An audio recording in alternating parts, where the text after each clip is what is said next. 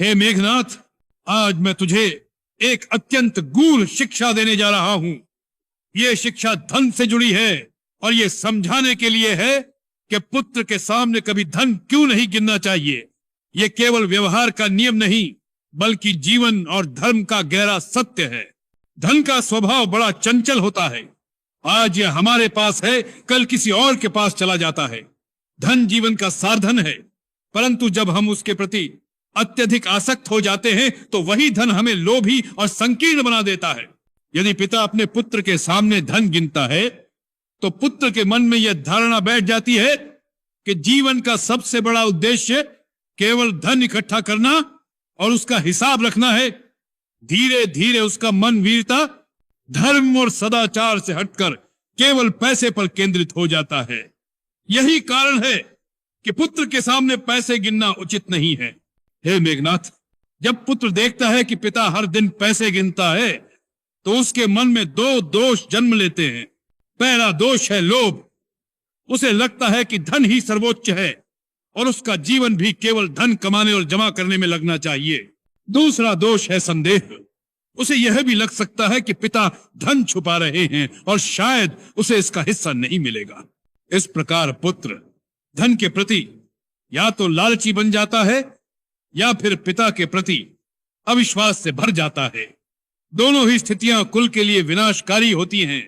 धर्म यह कहता है कि धन का उपयोग केवल धर्म, परिवार और समाज के कल्याण के लिए होना चाहिए। धन केवल गिनने और छिपाने की वस्तु नहीं है। जब पुत्र यह दृश्य देखता है कि पिता केवल पैसे गिनने में लगा है तो वह धन को पूजनीय समझने लगता है, धर्म को नहीं। इसका परिणाम यह होता है कि पुत्र का मन कभी भी संतोष नहीं सीख पाता। वह जीवन भर अधिक से अधिक धन कमाने की दौड़ में लगा रहता है और धर्म, कर्तव्य और मर्यादा से विमुख हो जाता है। यही कारण है कि पुत्र के सामने धन गिनना अनुचित है। व्यवहार की दृष्टि से भी देखो, जब पुत्र के सामने पैसे गिने जाते हैं तो उसका ध्यान धन के अंकों पर टिक जाता है। वह सोचता है कि घर का वैभव इन्हीं सिक्कों और गिनती पर टिका है। लेकिन पिता का असली कर्तव्य यह है कि वह पुत्र को यह शिक्षा दे कि जीवन का आधार केवल पैसा नहीं है।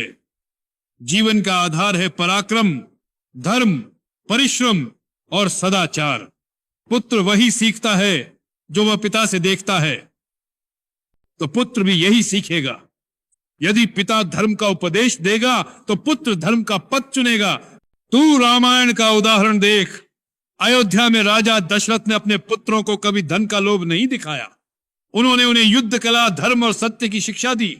इसी कारण उनके पुत्र श्री राम धर्म के मार्ग पर अडिग रहे और मर्यादा पुरुषोत्तम कहलाए।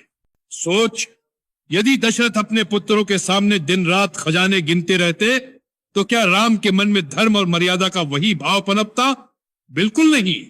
तब राम भी केवल धन को ही जीवन का लक्ष्य मानते। हे मेघनाथ, मैंने अपनी लंका में कई ऐसे परिवार देखे हैं जहां पिता अपने पुत्रों के सामने दिन रात धन गिनते रहे। उन परिवारों के पुत्र बड़े होकर केवल स्वार्थी, लालची और संकीर्ण बने। वे युद्ध कला और धर्म से दूर हो गए। इसके विपरीत वे पिता जिन्होंने अपने पुत्रों को शौर्य, ज्ञान और धर्म का मार्ग दिखाया, उनके पुत्र महान योद्धा बने। जैसे मैं तुझे बार बार युद्ध, धर्म और नीति की बातें बताता हूं ताकि तेरा ध्यान केवल सोने चांदी पर न जाकर धर्म और पराक्रम पर रहे। यदि पिता अपने पुत्र को कुछ सिखाना चाहता है तो उसे यह सिखाना चाहिए कि धन का सही उपयोग कैसे किया जाए।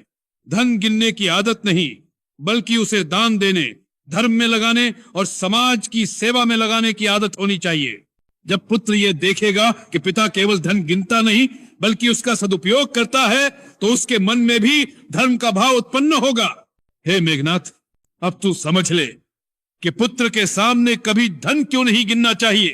क्योंकि इससे पुत्र लोभी बन सकता है, क्योंकि इससे पुत्र पिता के प्रति अविश्वास कर सकता है, क्योंकि इससे पुत्र यह सोच सकता है कि जीवन का सबसे बड़ा लक्ष्य केवल पैसा है। पिता का कर्तव्य है कि वह पुत्र को धर्म, पराक्रम और सदाचार की शिक्षा दे। पैसे का महत्व छिपा कर रखो, परंतु धर्म का महत्व पुत्र के सामने स्पष्ट करो। यही कुल की रक्षा है, यही धर्म का पालन है और यही जीवन का सच्चा मार्ग है। इसलिए हे मेघनाथ, स्मरण रख, पुत्र के सामने कभी पैसे मत गिनना, उसे धर्म का दीपक दिखाना, ताकि उसका जीवन लोभ से मुक्त हो और वह सदा धर्म और पराक्रम के पथ पर अग्रसर हो।